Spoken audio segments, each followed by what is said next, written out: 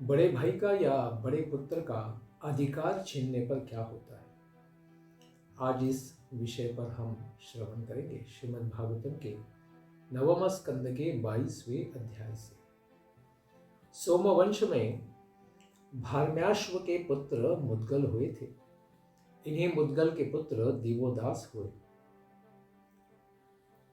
दिवोदास के पुत्र मित्रेयु हुए। उनके 4 पुत्र हुए च्यवन, सुदास, सहदेव और जंतु के पिता सोम, या फिर उन्हें सोमक भी कहा जाता है। सोम के 100 पुत्र हुए थे। उनसे सबसे बड़ा और सबसे छोटा पृषत थे। पृषत के पुत्र द्रुपद हुए और द्रुपद के ही यज्ञ के द्वारा द्रौपदी और धृष्टद्युम्न इत्यादि पुत्र उत्पन्न हुए थे। धृष्टद्युम्न के पुत्र धृष्टकेतु हुए। भारम्याश्व के वंश में उत्पन्न राजाओं को पांचाल कहा जाता है, क्योंकि उनके 5 पुत्र हुए जिन्होंने 5 राज्यों पर प्रशासन किया था। इसलिए उनका नाम पांचाल हो गया। अजमीर के दूसरा पुत्र ऋक्ष हुए थे और उनके पुत्र संवरण हुए थे। सूर्य की पुत्री तपती के गर्भ से संवरण के पुत्र कुरु उत्पन्न हुए और कुरु के 4 पुत्र हुए, परीक्षित, सुधनु, जहनु और निषधाश्व। सुधन्वा के पुत्र सुहोत्र उत्पन्न हुए।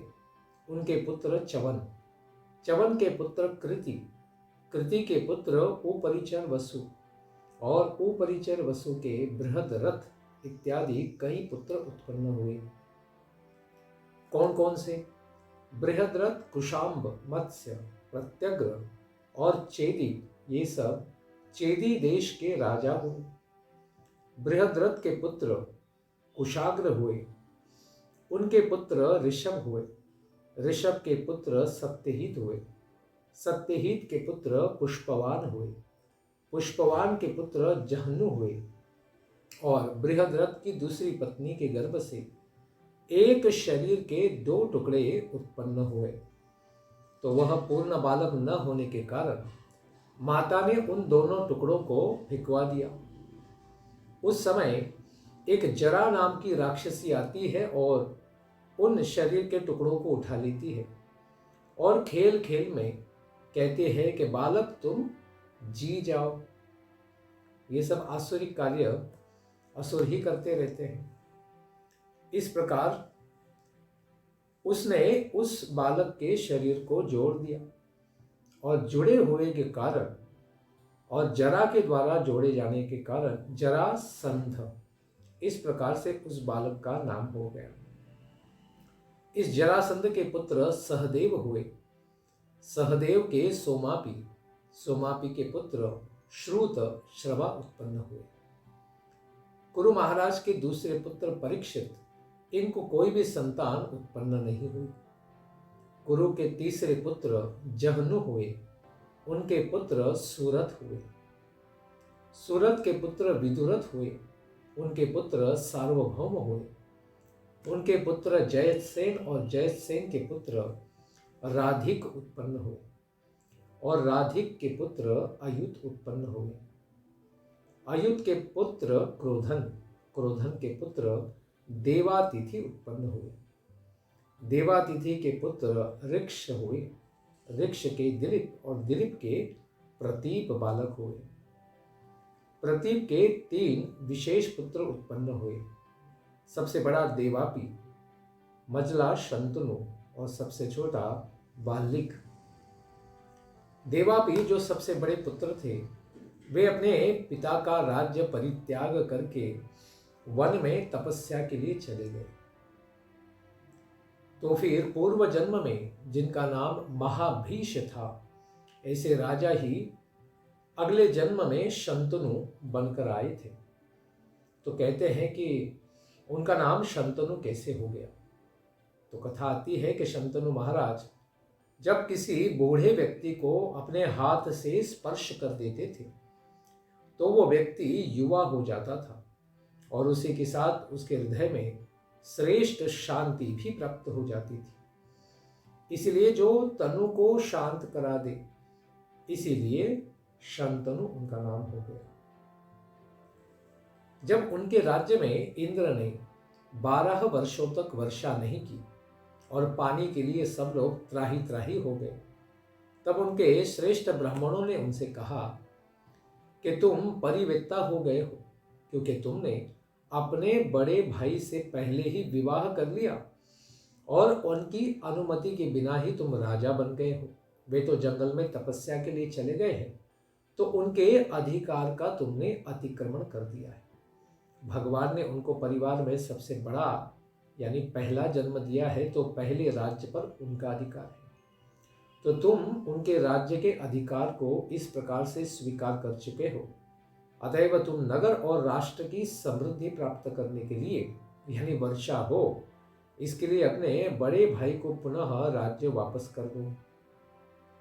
तो ब्राह्मणों के द्वारा इस प्रकार सुझाव देने पर शंतनु महाराज अपने बड़े भाई को राज्य देने के लिए प्रार्थना करते हैं।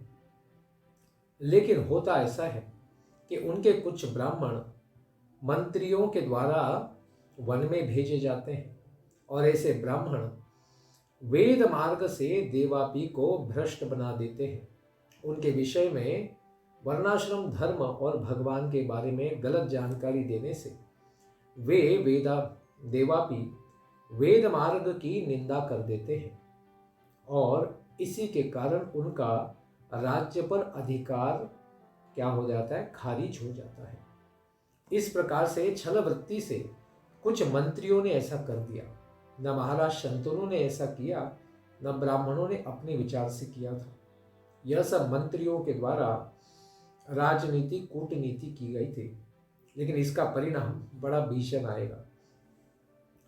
इस प्रकार देवापी का अधिकार चले जाने से शंतनु के राज्य में वर्षा हो गई और वे उसी राज्य के पूर्ण राजा बन गए। अभी भी देवापी महाराज योग मार्ग का स्वीकार करते हुए योगियों के कलाप नामक ग्राम में विद्यमान है। वे भी चिरायु हैं और जब कलयुग के अंत में सोमवंश का नाश हो जाएगा, यानी वो तो बीच में ही हो जाएगा 1000 वर्ष के बाद, तब सतयुग के पूर्व में जब भगवान कल की अवतार लेंगे, जब और सतयुग का आविर्भाव हो जाएगा, उस समय में यही देवापी महाराज सोमवंश की प्रतिष्ठापना करेंगे सतयुग में। क्योंकि यहाँ पर शंतनु के द्वारा निर्मित जो सोमवंश का विस्तार है, उन सब का नाश हो जाएगा, क्योंकि अधार्मिक पद्धति से इस प्रकार से बड़े भाई का अधिकार छीन लिया गया था। तो इतना भयानक हो सकता है बड़े भाई का अधिकार छीन लेना, उससे पूरा वंश का ही नाश हो जाएगा। तीसरे बाल्लिक थे। बाल्लिक के पुत्र सोमदत्त हुए। उनके 3 पुत्र हुए भूरी, भूरिश्रवा और शल। शंतनु के गंगा के गर्भ से आत्मज्ञानी, सभी धर्मज्ञों में श्रेष्ठ, महाभागवत और ब्रह्मज्ञानी ऐसे भीष्म उत्पन्न हुए। यहां पर दूसरी घटना आती है कि बड़े पुत्र का अधिकार छीनने से क्या होता है। यह भीष्म जी वीरों में बड़े अग्रणी थे। उन्होंने युद्ध में अपने गुरु परशुराम जी को भी संतुष्ट कर दिया था। शंतनु के दाशराज की पुत्री सत्यवती के गर्भ से चित्रांगद और विचित्रवीर्य नामक 2 पुत्र उत्पन्न होते हैं। क्योंकि शंतनु ने गंगा देवी के संपर्क से भीष्म को उत्पन्न किया था, लेकिन बाद में उन्होंने मछुआरों से आई हुई सत्यवती, जो पहले मत्स्यगंधा थी और पराशर जी के संपर्क से वो सत्यवती बनी थी, उसी सत्यवती से विवाह का प्रस्ताव रखा था। तब उनके पिता और सत्यवती दोनों ने यह प्रस्ताव शंतनु को रखा कि अगर आप हमारी पुत्री से विवाह करना चाहते हैं तो आपका सबसे बड़ा पुत्र भीष्म पुत्र उत्पन्न नहीं करेगा और सत्यवती का पुत्र ही आगे जाकर राजा बनेगा। इस प्रकार जब कहा तो भीष्म ने ही स्वयं ऐसी भीषण प्रतिज्ञा की थी कि मैं न विवाह करूंगा न पुत्रोत्पत्ति करूंगा, मैं आजीवन नैष्ठिक ब्रह्मचर्य का पालन करूंगा। उन्हीं के प्रभाव को देखते हुए शंतनु महाराज, जो बड़े तपस्वी और ज्ञानी थे, इन्होंने उनको जय हो कहा और उन्हें इच्छा मृत्यु का वरदान भी दे दिया। और फिर सत्यवती के साथ विवाह करके इस प्रकार से सबसे बड़े पुत्र भीष्म का अधिकार छीना गया। इसका भी परिणाम बड़ा भीषण होगा, क्योंकि सत्यवती के गर्भ से चित्रांगद और विचित्रवीर्य नामक 2 पुत्र उत्पन्न हुए। चित्रांगद बड़ा प्रसिद्ध हो रहा था, लेकिन इसी नाम का यानी चित्रांगद नाम का दूसरा गंधर्व संसार में पहले से ही प्रसिद्ध था, तो अपनी प्रसिद्धि का नाम खराब न हो जाए, इसलिए उस चित्रांगद गंधर्व ने इस चित्रांगद महाराज को मार दिया। इस प्रकार पहला पुत्र गया और फिर विचित्रवीर्य भी अपनी पत्नियों से बड़ा आसक्त था। अंबिका और अंबालिका, इससे विचित्रवीर्य का विवाह होना था, लेकिन वह उससे भी विवाह किस प्रकार से होगा, तो भीष्म ने ही युद्ध में बलपूर्वक जीतकर काशीराज की यह 2 पुत्रियां अंबिका और अंबालिका, इनको जीत कर लाया था। वे तो भीष्म से विवाह करने के लिए तैयार थी, लेकिन विचित्रवीर्य से तैयार नहीं थी, क्योंकि विचित्रवीर्य ने उनको नहीं जीता था। फिर भी भीष्म के कहने पर विचित्रवीर्य के साथ ही अंबिका और अंबालिका का विवाह कर दिया। यहाँ पर भी अतिक्रम हुआ और उनके संपर्क से विचित्रवीर्य ने किसी भी बालक को जन्म नहीं दिया था, और विचित्रवीर्य बिना किसी बालक को जन्म दिए ही मृत्यु को प्राप्त हो गए। इस प्रकार से सत्यवती ने और उनके पिता ने भीष्म का अधिकार छीनने के कारण उनके वंश का नाश होता हुआ दिख रहा था। तो फिर सत्यवती, जो पराशर जी के संपर्क से पहले यानी विवाह से पहले उन्होंने एक बालक को उत्पन्न किया था, जिनका नाम है द्वैपायन व्यासदेव जी, उन्हीं पराशर के पुत्र व्यासदेव का वे स्मरण करती है, जो भगवान वासुदेव के ही अंश कला विस्तार है। ऐसे मनु को बुलाने के पश्चात उन्होंने अंबिका और अंबालिका के संपर्क से पुत्रों को उत्पन्न किया नियोग विधि से। इन्हीं द्वैपायन व्यासदेव जी ने अपने पुत्र भगवान बादरायण, अपने पैल आदि शिष्यों को छोड़कर इस परम गुह्य यानी श्रीमद् भागवतम महापुराण की संहिता को शांत आदि गुण संपन्न होने के कारण अपने पुत्र शुकदेव गोस्वामी को यह दिव्य ज्ञान पढ़ाते हैं।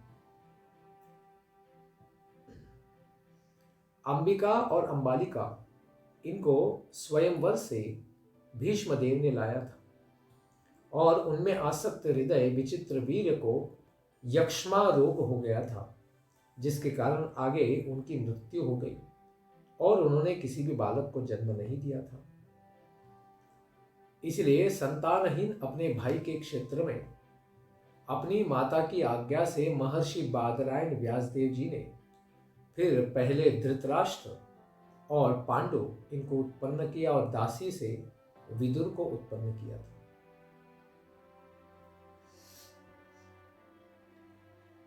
धृतराष्ट्र के प्रसंग में देवी ने महर्षि व्यासदेव जी को कभी नहीं देखा था, इसीलिए आंखें बंद कर ली थी, इसलिए उनका पुत्र अंधा पैदा हुआ। और अंबालिका ने व्यासदेव जी को देखने पर वे अत्यंत डर के मारे सफेद हो गई, इसलिए उनका भी पुत्र पंडु रोग से युक्त पांडु उत्पन्न हुए। और उन्होंने घबराकर फिर अगली बार पुनः न जाने के लिए स्वयं को बचाने के लिए दासी को भेज दिया। तो दासी के संपर्क से व्यासदेव जी के द्वारा विदुर उत्पन्न हुए।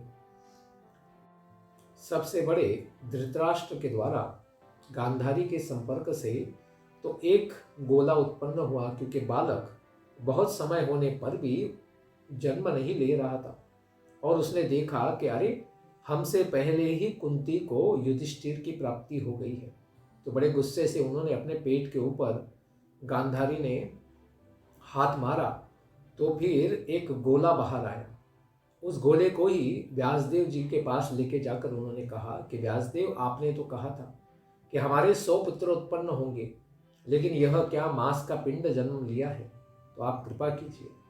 तो व्यासदेव जी ने उस पिंड के 100 टुकड़े किए और टुकड़े करते हुए और एक छोटा टुकड़ा बच गया, तो ऐसे 101 टुकड़े हो गए।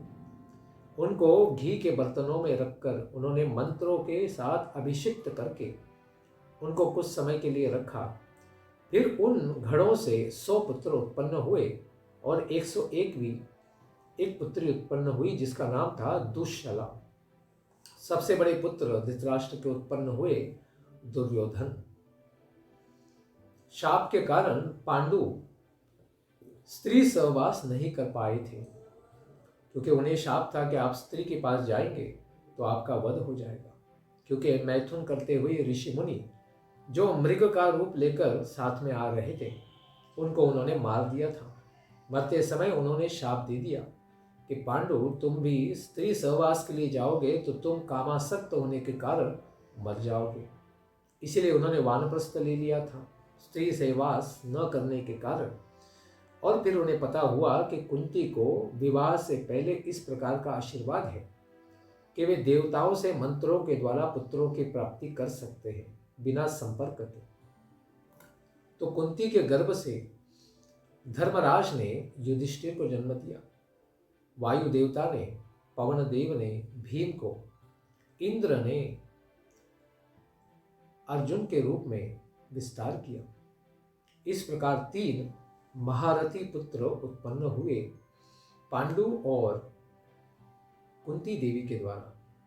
पांडु की दूसरी पत्नी थी माद्री।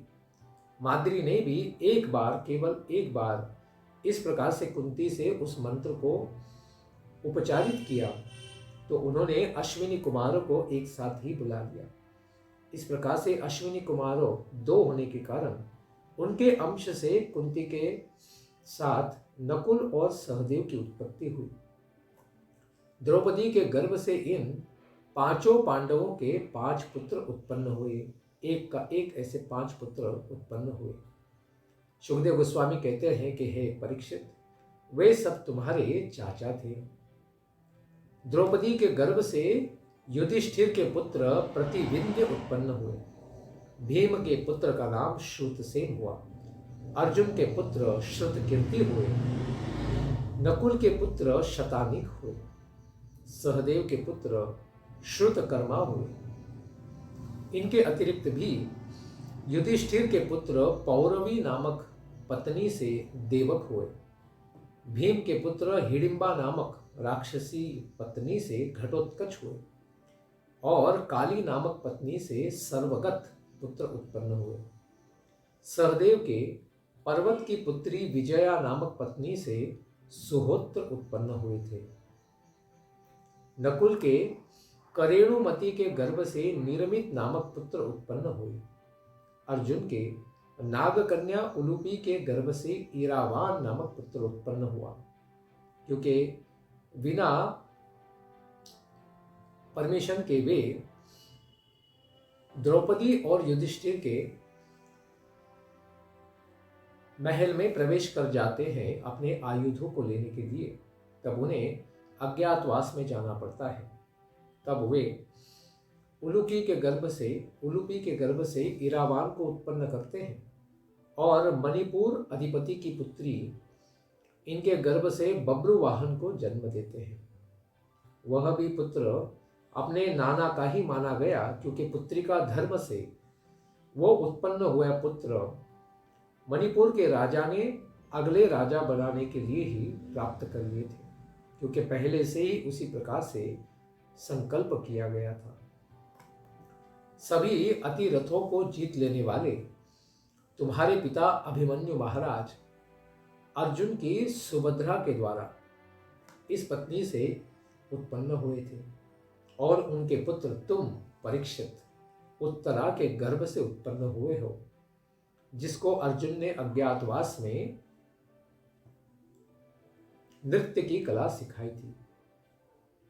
जबकि कुरुवंश विनष्ट हो चुका था, उस समय द्रोण पुत्र अश्वत्थामा के अस्त्र के तेज से तुम श्री भगवान कृष्ण के प्रभाव से काल से बचा लिए गए थे।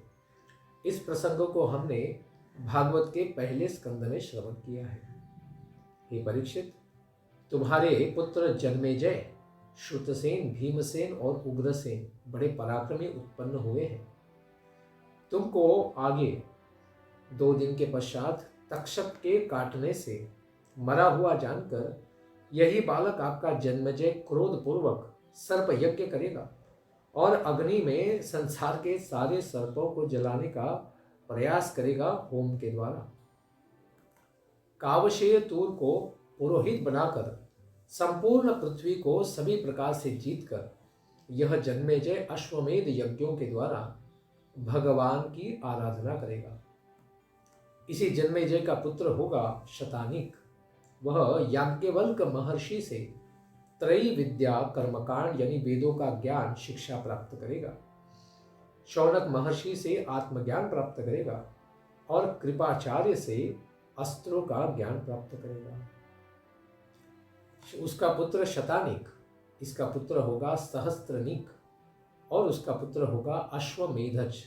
उसका भी पुत्र असीम कृष्ण होगा और असीम कृष्ण का पुत्र नेमि चक्र होगा।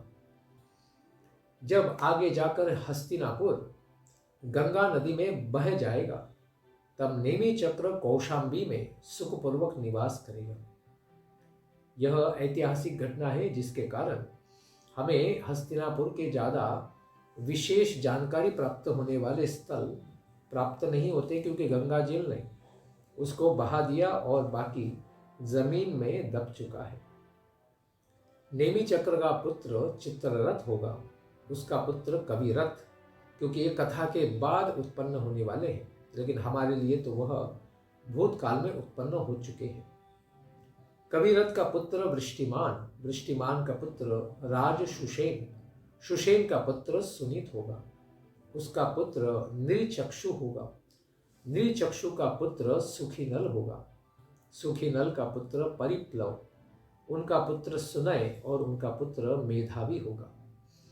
मेधावी का पुत्र नृपंजय होगा, उसका पुत्र दूर्व, दूर्व का पुत्र तिमी होगा, तिमी का पुत्र बृहदरथ होगा, उसका पुत्र सुदास होगा, सुदास का पुत्र शतनिक होगा और शतानिक का पुत्र दुर्दमन होगा और दुर्दमन का पुत्र वहीनर उत्पन्न होगा।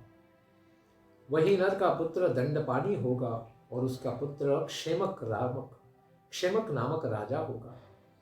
देवताओं और ऋषियों द्वारा समादृत ब्राह्मणों और क्षत्रियों के वंश का मैंने इस प्रकार से तुम्हें वर्णन कर दिया है। यह क्षेमक राजा जो उत्पन्न होगा, इसी के साथ ही कलयुग में सोमवंश समाप्त हो जाएगा और मैं इसके पश्चात मगध के भविष्यत्कालिक राजाओं को तुम्हें बताऊंगा। तो यहां पर पता चलता है क्षेमक के साथ यह सोमवंश नष्ट होगा, क्योंकि देवापी जो तपस्या में रत है, तो उसी के साथ शंतनु का यह पूरा वंश यहाँ पर क्षेमक के साथ नष्ट हो जाएगा। कलयुग के अंत में देवापी ही पुनः, जो सबसे बड़े भाई थे, वे ही आगे जाकर सोमवंश का विस्तार करेंगे। सहदेव का पुत्र मार्जारी होगा, उसका पुत्र श्रुतश्रवा होगा, श्रुतश्रवा का पुत्र आयुतायु होगा और उसका भी पुत्र निर्मित्र होगा। निर्मित्र का पुत्र सुनक्षत्र होगा, सुनक्षत्र का पुत्र बृहदसेन, उसका पुत्र कर्मजीत और उसका पुत्र श्रुतंजय होगा। श्रुतंजय का पुत्र शुचि उत्पन्न होगा, शुचि का पुत्र क्षेम होगा, उसका पुत्र सुव्रत होगा। इस प्रकार धर्मसूत्र होगा, धर्मसूत्र का पुत्र शम होगा, उसका पुत्र द्युमत्सेन, द्युमत्सेन का पुत्र सुमति सुमति का पुत्र सुबल होगा, सुबल का पुत्र सुनीत होगा, उसका पुत्र सत्यजीत, सत्यजीत का पुत्र विश्वजीत, विश्वजीत का पुत्र रिपुंजय, इस प्रकार से उत्पन्न होंगे। बृहद्रथ के वंश में होने वाले यह सब राजा 1000 वर्ष तक राज्य करेंगे। उसके पश्चात क्षेमक के साथ यह वंश भी समाप्त हो जाएगा। इसके पश्चात के सोमवंश का विस्तार हम श्रवण करेंगे आने वाले सत्र में। धन्यवाद। ग्रंथराज श्रीमद्भागवतम की जय। विदाय गो प्रेमानंदे हरि हरि हो। यह सब वंश का श्रवण करने मात्र से हमारे पापों का नाश होता है, इसको हम अगले सत्र में श्रवण करेंगे। जय जय श्री राधेश्याम।